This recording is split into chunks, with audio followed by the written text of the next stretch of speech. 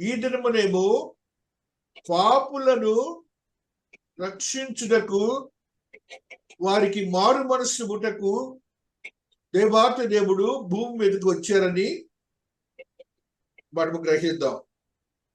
కొన్ని సత్యాలను ఆత్మదేవుని యొక్క ఆశీర్వాదకరమైన స్థితిలో మనము గ్రహించి ఆత్మీయతలో బలపరుచుకుందాం.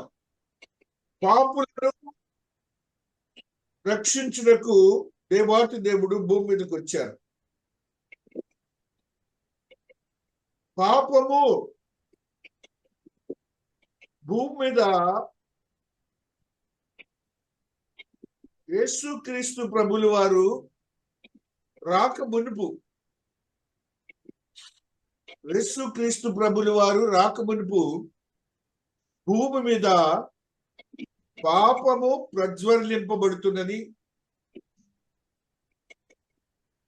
ఏ యూదుడైతే దేవుని ధర్మశాస్త్రానుసారముగా జీవిస్తున్నాడో ఆ యూదుడు మినహా ప్రతి మానవుడు కూడాను పాపముతో నింపబడి ఉన్నాడు. ప్రతి మానవుడు కూడాను పాపంతోనే నింపబడి ఉన్నాడు. అనగా నీవు నేను కూడా పాపంతోనే ఉన్నాం. మన పితరులు పాపంతోనే ఉన్నారు. సర్వ మానవాళి పాపంతోనే ప్రజ్వలింపబడి ఉన్నారు. ఎలాగూ ఎందుకు ఉన్నారు పాపంతోనే? పాపం అనగా ఏమి? పాపం అనగా దేవుని యొక్క ఆజ్ఞానుసారము జీవించుట, ఆయన సన్నిధి నుంచి త్రోసివేయబడుట, అవిధేయత. విధేయత లేని గుణమే పాపం. జాగ్రత్తగా వినాలి. విధేయత లేని గుణమే పాపం. ఆది మానవుడు దేవుడు బోధించినటువంటి ఆజ్ఞలను పాటించక ఆయన స్వయం నిర్ణయం తీసుకొని దేవునికి అవిధేయుడిగా ఉండి సాతాను బంధకములోనికి పడిపోయి సాతాను కుయుక్తుల్లో ఉండి అవిధేయుడిగా ఉండి దేవుని సన్నిధి నుంచి త్రోసివేయబడిన వాడిగా ఉంటున్నాడు. ఆ దినమున గైతు మనుష్యుడు పాపములో నింపబడి పాపముతో కప్పబడి పాపము జీవితము జీవిస్తున్న వాడిగా ఉంటున్నాడు. ఇట్టి పాపము నుండి విడుదల చేయటానికి ఒక నీతిమంతుడు కావాలి. ఒక నీతిమంతుడు కావాలి. సంపూర్ణమైనటువంటి నీతిమంతుడు కావాలి. అట్టి నీతిమంతుడు లేదు కాబట్టి దేవాతి దేవుడే మోషే ప్రవక్త నీతిమంతుడు కాదు. అలాగనే అనేక చిన్న ప్రవక్తలు నీతిమంతుడు కాదు. అలాగనే దైవజనులు నీతిమంతుడు కాదు. సంపూర్ణమైన నీతిమంతుడు కావాల్సి వచ్చింది. కానీ నీ దేవుడు నా దేవుడే నీతిమంతుడిగా భూలోకానికి వచ్చి పాపులను రక్షించాలని, పాపులకు మారు మనస్సు అనే ఒక యోగ్యకరమైన స్థితిని ఇవ్వాలని ఆయన భూలోకానికి వచ్చి ఆయన చేసిన క్రియను ఈ దినమున మనం ధ్యానిస్తాం. మారు మనస్సు, పశ్చాత్తాపము అనే భావనని ఆయన తీసుకొని వచ్చి ఈ లోకములో పాపము నుండి విడుదల చేయాలని, అవిధేయత నుండి విడుదల చేయాలని ఈ మానవుని కొరకు దేవుడు ఒక మనుష్యుడిగా భూలోకానికి వచ్చారు. ఒక మనుష్యుడిగా భూలోకానికి వచ్చారు. ఒక మనుష్యుడిగా ఆయన పాపము లేకుండా కన్యక మరియ గర్భములో జన్మించి ఆయన పాపహీనుడుగా దేవాతి దేవుని యొక్క కృపను పొందిన వాడిగా ఉంటూ ఆ దేవాతి దేవుని యొక్క ఆత్మీయతలో బలపరచబడిన వాడిగా ఉంటూ ఆయన పరిశుద్ధాత్మతో నింపబడిన వాడి ఆ యొక్క గర్భము నుండి మానవుడిగా భూలోకానికి పాపరహితుడిగా వచ్చాడు. పాప రహితుడుగా వచ్చారు. ఆయనే యేసు క్రీస్తు ప్రభులు వారని మనం గ్రహించాలి. ఆయన చెప్పినటువంటి యోగ్యకరమైన ఆత్మీయతతో కూడిన స్థితి ఏమిటంటే, మొట్టమొదటిగా ఆయన పాపులను రక్షించాలని వచ్చిన స్థితికి అక్షయ శరీరుడుగా ఉన్నటువంటి నీ దేవుడు నీ వలె మానవ శరీరమును దాల్చవలసి వచ్చింది. ఆ మానవ శరీరమును దాల్చి మానవునికి ఉన్నటువంటి రక్తాన్ని పోల్చుకోవాల్సి వచ్చింది. అందుకని కన్నీ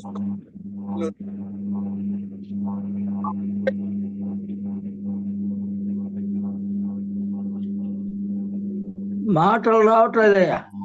దేవాతి దేవుని యొక్క కృప అయి ఉంటున్నది. ఇక్కడ బాగానే ఉంది. మహాదేవుని యొక్క ఆత్మీయతో కూడిన ఆశీర్వాదకరమైన ఆత్మదేవుని స్థితిలో మానవుడిగా భూలోకములోనికి నీ దేవుడు వచ్చారు.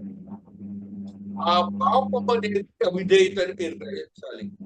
ఆ అవిధేయతను ఒక్కసారి రోమీలకు రాసిన పత్రికలో అవిధేయత గురించి ఒక్కసారి చదువుదాం. రోమీలకు రాసిన పత్రిక 5వ అధ్యాయములో ఉన్నటువంటి ఒక సత్యాన్ని మనము ధ్యానిద్దాం. హల్లెలూయా, హల్లెలూయా, హల్లెలూయా, హల్లెలూయా. 5వ అధ్యాయము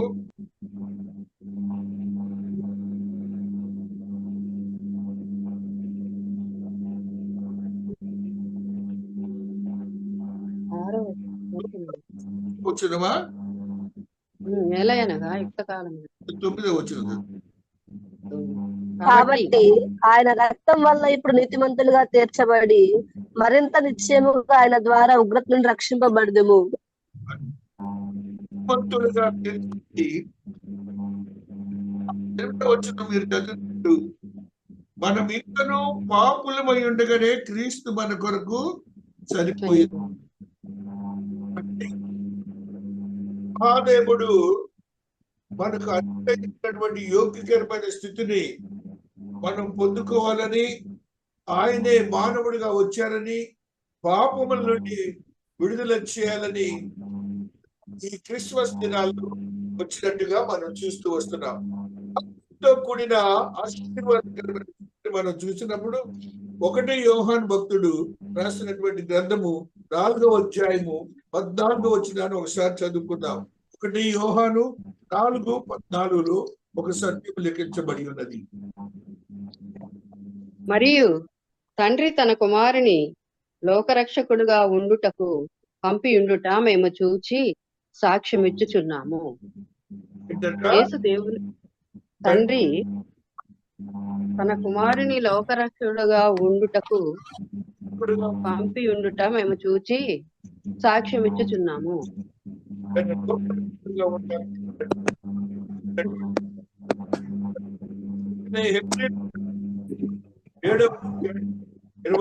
వచ్చినాను కూడా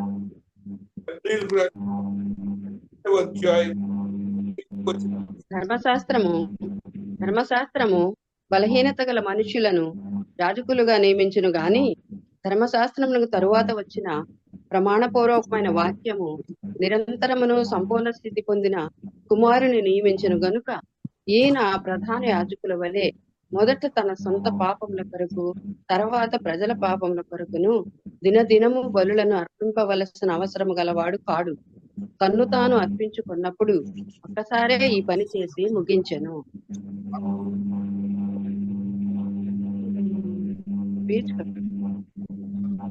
స్పీచ్ కట్ అవుతుంది.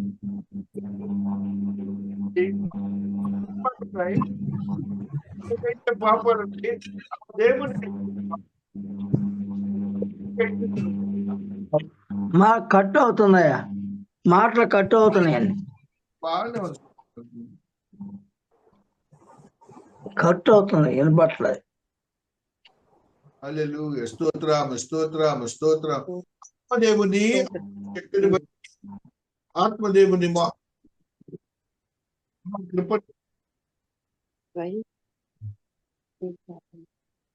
మహాకృపను బట్టి మనము గ్రహించవలసింది ఏంటంటే, అది ఆత్మీయతతో కూడిన ఆశీర్వాదకరమైన స్థితిని నీ దేవుడు నీకు అనుగ్రహించడానికి భూలోకానికి వచ్చారని మనము గ్రహించాలి.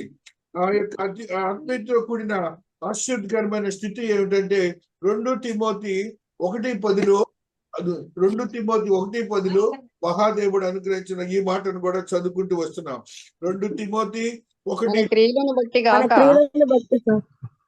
మన క్రియలను బట్టి కాక తన స్వకీయ సంకల్పమును బట్టి అనాది కాలమనే యేసుక్రీస్తునందు మనకు అనుగ్రహింపబడినది యేసుక్రీస్తును మన రక్షకుడని ప్రత్యక్షత వలన బయలుపరచబడినది అయిన తన కృపను బట్టి మనం రక్షించి పరిశుద్ధమైన పిలుపుతో ఆయన మనలను పిలుచును. ఆ క్రీస్తు యేసు మరణమునకు నిర్ధకము చేసి జీవమునకు అక్షయతను సువార్త వలన వెలుగులోనికి తెచ్చెను. దేవుని యొక్క ఆత్మీయతతో బలపరచబడినటువంటి మనము ఈ వాక్యములో మీరు గమనించినప్పుడు ఆత్మీయతతో కూడిన ఆశ్చర్యకరమైన ఒక యోగ్యకరమైన స్థితిని మనం చూస్తాం. చూడండి, దాసురాలు చదివినటువంటి సంపూర్ణ సిద్ధి పొందిన కుమారుని నియమించను కనుక. సంపూర్ణ సిద్ధి పొందినటువంటి వాడు ఆయనే నీ పాపములను రక్షించడానికి యోగ్యుడు అని నీవు గ్రహించాలని ఆత్మదేవుడు మాట్లాడుతున్నాడు. అదే రీతిగా యోహాను భక్తుడు రాసినటువంటి ఈ మాటను కూడా మనం గ్రహిద్దాం. 3వ అధ్యాయము 17వ వచనాన్ని చదువుకుంటూ వస్తున్నాం. యోహాను సువార్త 3వ అధ్యాయము 17వ వచనములో మహాదేవుడు మాట్లాడుతున్నారు ఈ విధంగా.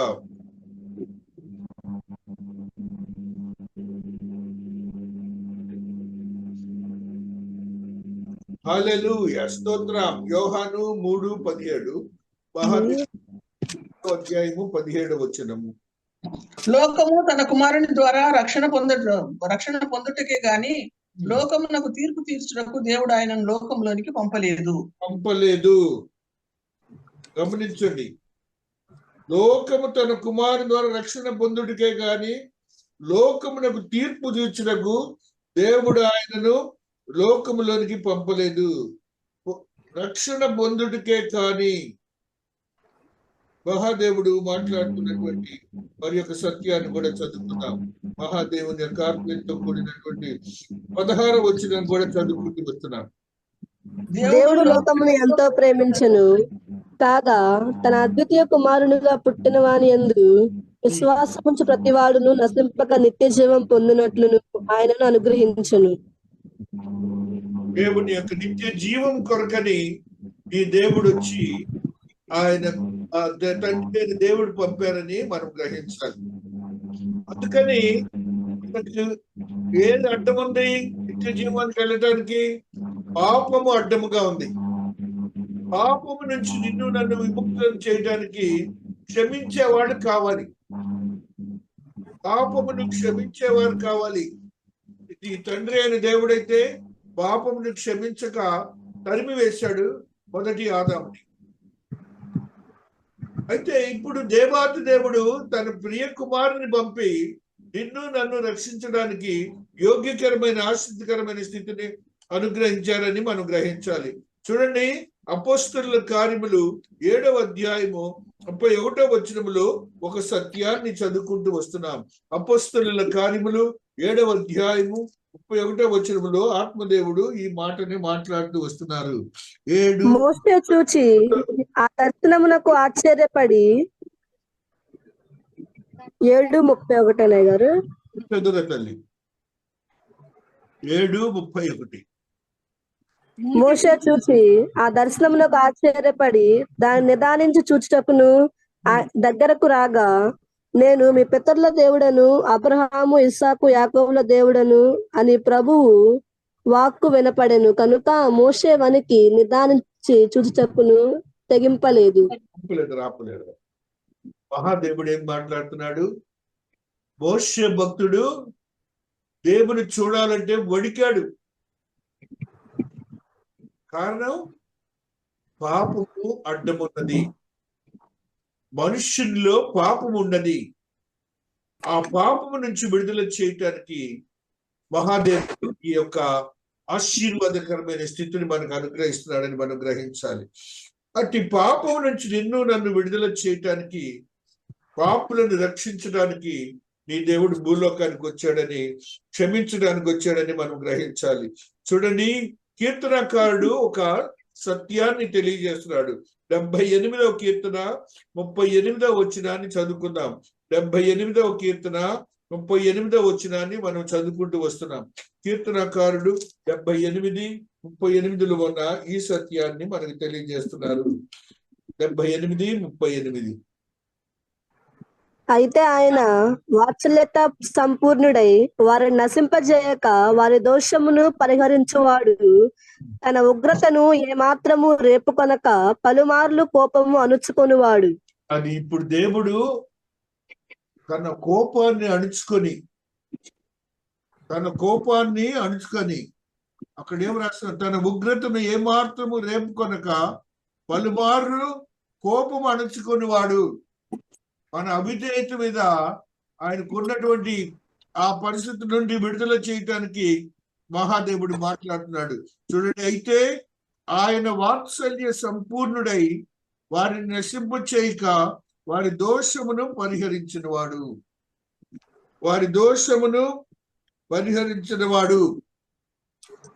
బల ప్రారంభము అని కింద రాస్తున్నాడు. ఆ దోషం అన్న దగ్గర బల ప్రారంభము, ప్రాయశ్చిత్తము, దోషమునకు ప్రాయశ్చిత్తము చేయువాడు. దోషమునకు ప్రాయశ్చిత్తము చేయువాడు నీ దేవుడు. ఈ దేవుని యొక్క యోగ్యకరమైన స్థితిని నువ్వు గ్రహించాలి. 85:2 కూడా చదవండి. కీర్తనకారుడు 85:2లో కూడా మరి యొక్క ఆత్మీయ సత్యాన్ని మనకు బోధిస్తున్నాడు. 85:2.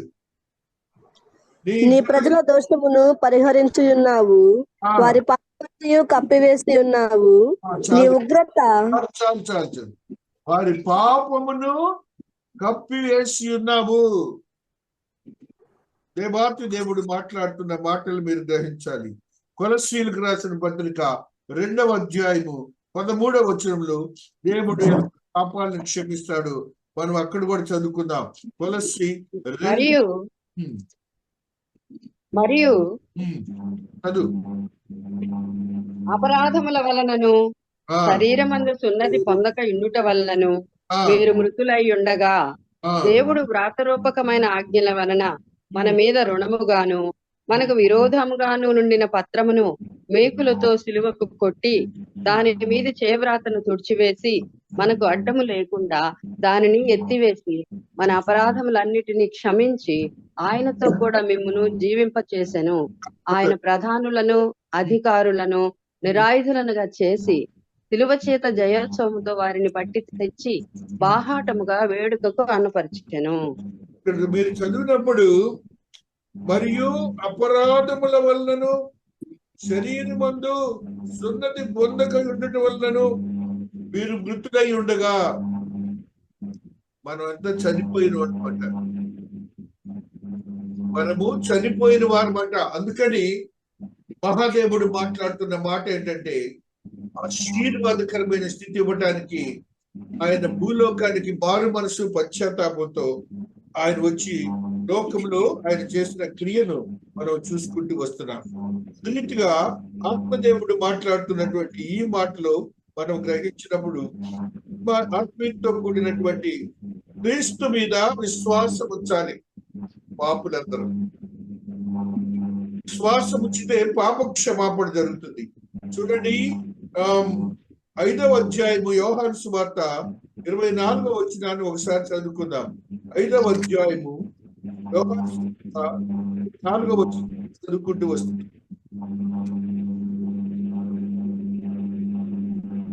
నా మాట విని నన్ను పంపిన వాని యందు విశ్వాసముంచువాడు నిత్య జీవము గలవాడు. వాడు తీర్పులోనికి రాక మరణములో నుండి జీవములోనికి దాటి ఉన్నాడని మీతో నిశ్చయముగా చెప్పుచున్నాను. మనకి జరుగుతుంది ఏంటంటే, ఆయన మాట వినాలి. పాపముల నుండి క్షమించబడాలంటే ఆయన మాట వినాలి. తర్వాత తీర్పులోకి రాము. నెక్స్ట్ 11:26 కూడా చదువు. 11వ అధ్యాయం 26వ వచనం. బ్రతికి నా యందు విశ్వాసం ఉంచు ప్రతివాడును ఎన్నటికి చనిపోవద్దు. ఈ మాట నమ్ముతున్నావా అని ఆమెను అడిగాను. పాపము నుంచి రక్షించబడాలంటే బ్రతికి ఎట్టట నా యందు విశ్వాసం వాడు ప్రతి వాడును వాడు కూడా ఎన్నటికి చనిపోడు. 12:46 కూడా 12:46 ఎన్నటికీ చనిపోం మనం. దేవాతి దేవుడు క్రిస్మస్ రోజున మనకి నా యందు విశ్వాసం ఉంచు ప్రతి వాడు చీకటిలో నిలిచి ఉండకుండానట్లు నేను ఈ లోకమునకు వెలుగుగా వచ్చి ఉన్నాను. లోకమునకు ఆయన వెలుగుగా వచ్చాడు. మనమేమో వెలుగులో లేము, చీకటిలో ఉన్నాం. మనము చీకటిలో ఉన్నాం కాబట్టి ఆ చీకటిలో నుండి వెలుగుమయం చేయటానికి ఆయన వెలుగై ఉన్నారు. రోమీయులకు రాసిన పత్రిక 10వ అధ్యాయము 9వ వచనాన్ని కూడా చదువుకుందాం. రోమీయులకు రాసిన పత్రిక అదేమనగా, యేసు ప్రభువు అని నీ నోటితో ఒప్పుకొని దేవుడు మృతులలో నుండి ఆయనను లేపెనని నీ హృదయమందు విశ్వసించిన ఎడల నీవు రక్షింపబడదు. మన యొక్క విశ్వాసం ఎలాగ ఉండాలంటే ఆయన మృతుల్లో నుండి పునరుత్థానుడని విశ్వసించాలి. ఆ విశ్వాసమే నిన్ను నన్ను రక్షిస్తుందని ఆత్మదేవుడు మాట్లాడుతున్నాడు.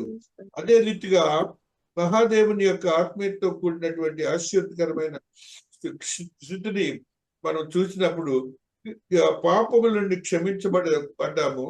ఆయన మనకు రక్షకుడైన క్రీస్తు అని మనం గ్రహించాము. ఆ లూకా సువార్త 19వ అధ్యాయము 10వ వచనంలో ఒక సత్యాన్ని చదువుతాం. లూకా 19:10లో ఒక సత్యాన్ని, నశించిన దానిని వెదకి రక్షించుటకు మనుష్య కుమారుడు వచ్చానని అతనితో చెప్పాను. ఇప్పుడు మనం ఎవరమాట? నశించిన మనం నశించిపోయిన వారు అంటే నరక ప్రాప్తులు అవుతున్న వారు. వెదకి రక్షించడానికి వచ్చాడు నీ దేవుడు. ఆ వెదకి రక్షించే మార్గములోనే ఆయన భూమి మీద వచ్చి ఆత్మీయతో కూడిన ఆశ్చర్యకరమైన స్థితిని మనకు అనుగ్రహిస్తా ఉన్నారు. పాపులను రక్షించుటకు, పాపములను క్షమించుటకు ఆయన భూలోకానికి వచ్చారని మీరు గ్రహించాలి. చూడండి, దేవాతి దేవుడు మాట్లాడుతున్న ఈ సత్యాన్ని మనం గ్రహించినప్పుడు త్రోసివేయబడిన వారు ఆదరింపబడిది. లోకంలో పాపం చేసిన వాళ్ళందరూ ఏంటి? 30 మార్క్స్ అంట. త్రోసివేయబడతాం. మనల్ని ఎవరు లెక్క చేయరు.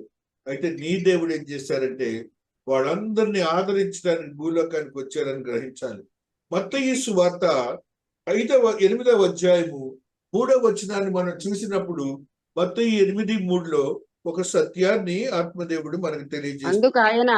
అందుకు ఆయన చెయ్యి చాపి వాని ముట్టి నాకిష్టమే నీవు శుద్ధుడవు కమ్మని చెప్పగా తక్షణమే వాని కుష్ఠరోగము శుద్ధి ఆయను. కుష్ఠవ్యాధి పాపంతో ఉన్నవాడు. ఆ పాపంతో ఉన్నవాడిని ఇంట్లో కూడా రానియరు, అదే రీతిగా ఊర్లో కూడా ఉంచరు, లేకపోతే ఊరికి అవతలు ఉంచుతారు. ఇప్పుడు నీ దేవుడు ఏం చేస్తున్నాడు? ఏం చేశాడు దేవుడు? ఆ అబ్బాయిని ఏం చేశాడు? చెయ్యి చాపెల్లో ముట్టాడు.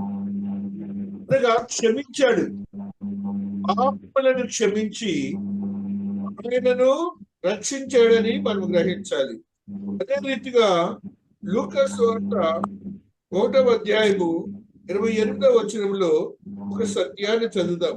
లూకా దూత లోపలికి వచ్చి ఆమెను చూచి దయాప్రాప్తురాలా నీకు శుభము, ప్రభువు నీకు తోడై ఉన్నాడని చెప్పాను.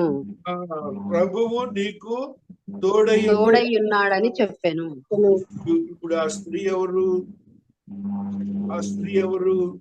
మరియా. అందుకని ఎందుకు ఆ మాట మాట్లాడాలి? ఆయన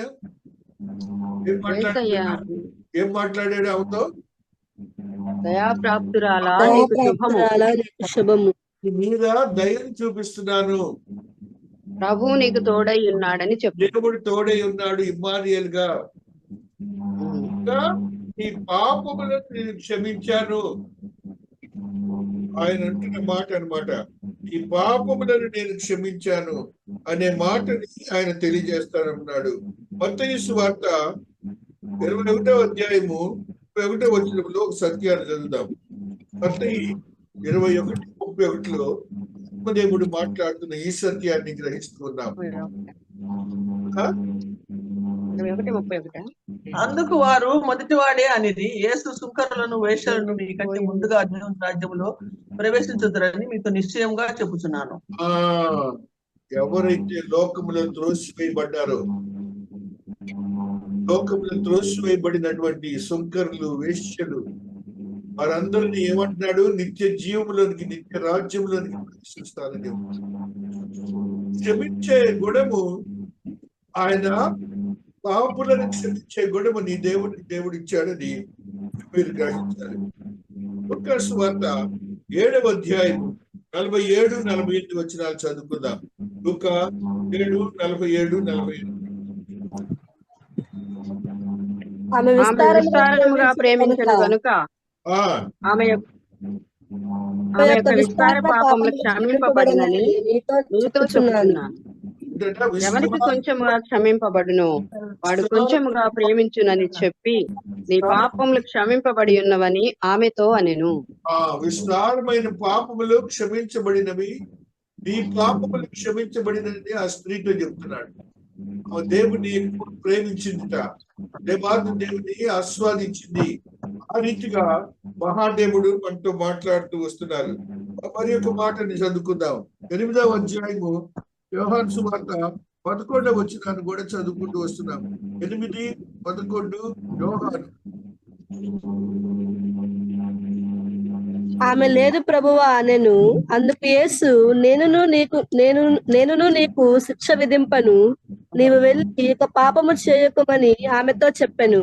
పాపాత్మురాలైన స్త్రీని ఏమంటున్నాడు నీ దేవుడు? నేను నీకు శిక్ష విధింపను. లోకములో ఏమన్నది? యేసయ్య రాకముందు శిక్ష ఉన్నది, మనకి శిక్ష లేదు, క్షమాగుణం ఉన్నది. దేవుడు క్షమించి నిన్ను ఆశీర్వదకరంగా మార్చే యోగ్యకరమైన స్థితి ఉన్నదని నువ్వు గ్రహించాలి.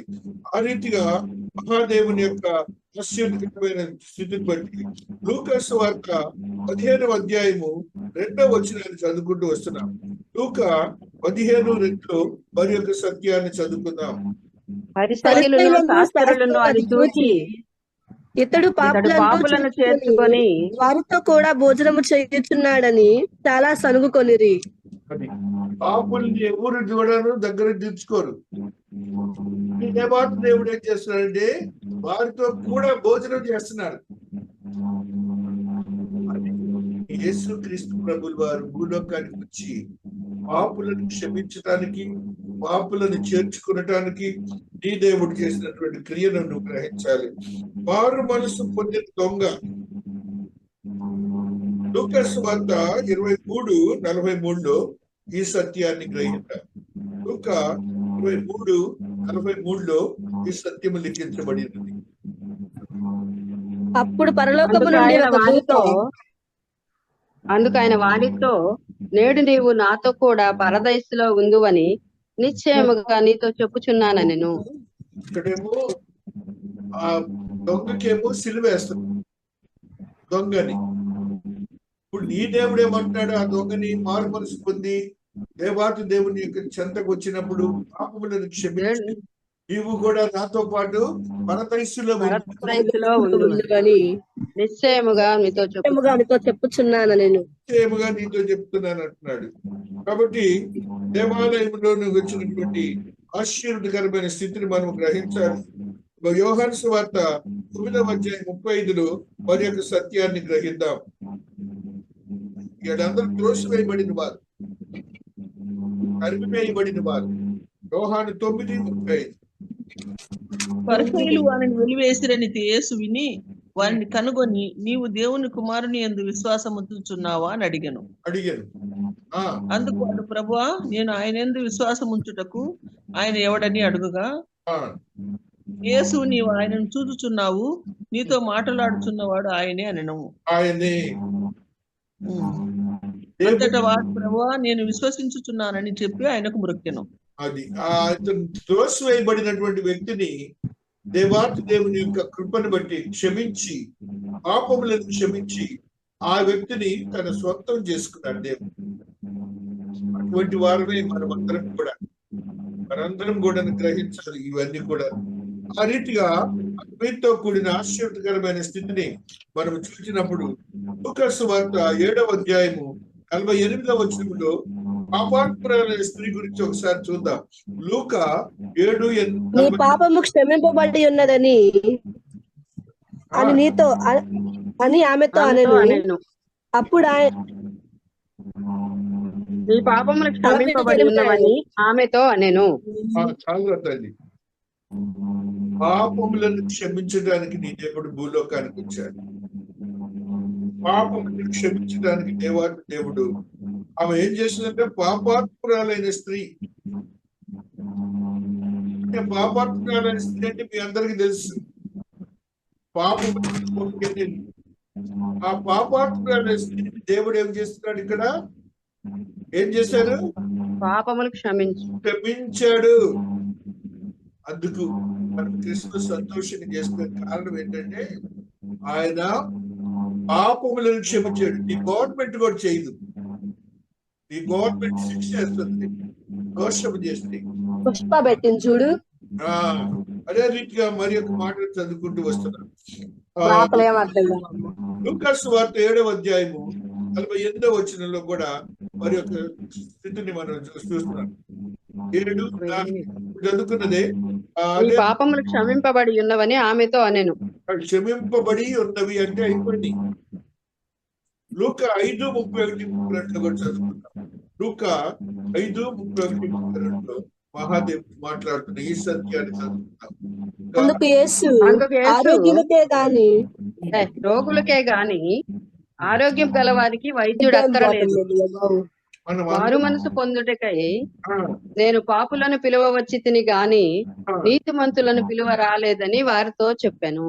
వచ్చిన కారణం ఏంటంటే పాపులను భాగమే మనకి విముక్తి. 32 కూడా చదువమ్మా.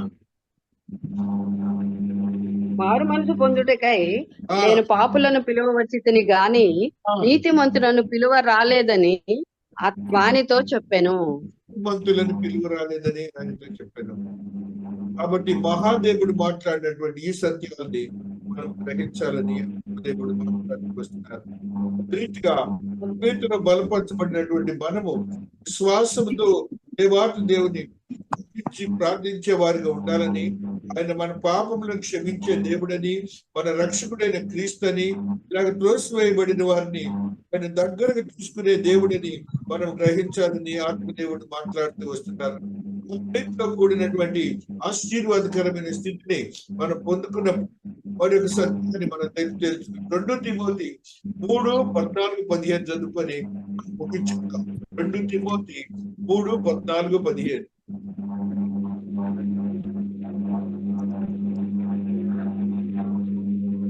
క్రీస్తు యేసునందు ఉంచవలసిన రక్షణార్థమైన జ్ఞానము నీకు కలిగించుటకు శక్తిగల పరిశుద్ధ లేఖనములను బాల్యము నుండి నీవు ఎరుగుదువు కనుక నీవు నేర్చుకుని రూఢి అని తెలుసుకున్నవి ఎవరి వలన తెలుసుకుంటావో ఆ సంగతి తెలుసుకుని వాటి యందు నిలకడగా ఉండుము. మనం అందరం ఇప్పుడు ఏం చేయాలి? రక్షణార్థమైన జ్ఞానమును సంపాదించుకోవడానికి పరిశుద్ధ గ్రంథాన్ని శోధించాలి. ఆ రీతిగా పాపములను విముక్తులను కావటానికి మారు మనసు అనేది మనకి ఎంతో ముఖ్యం. ఆ మారు మనసు పొందిన వారందరినీ దేవుడు క్షమిస్తారు, ఆ పాపం నుండి విముక్తులను చేస్తారు, నీతిమంతులుగా తీర్చుతారు. తద్వారా మనము జీవమునకు వారసులు పొందుతాం. ఆ స్థితిని మనం పొందడానికి మహాదేవుడు అనుగ్రహించిన ఈ కృప క్రిస్మస్ అని మనం గ్రహించాలి. ఆ క్రిస్మస్ లో ఉన్న ఆత్మీయ సత్యాలను మనము గ్రహించి మనకు బలపరచుకుని దేవుని కొరకు వారిగా ఉండాలని, ఇంత గొప్ప యోగ్యతను ఆయన నీకు ఇవ్వాలని మానవుడిగా వచ్చారని యోగ్యకరమైన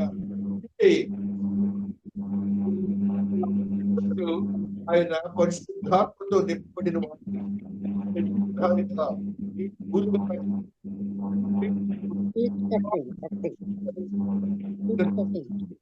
దేవుడు పరిశుద్ధాత్మను కొనియాడ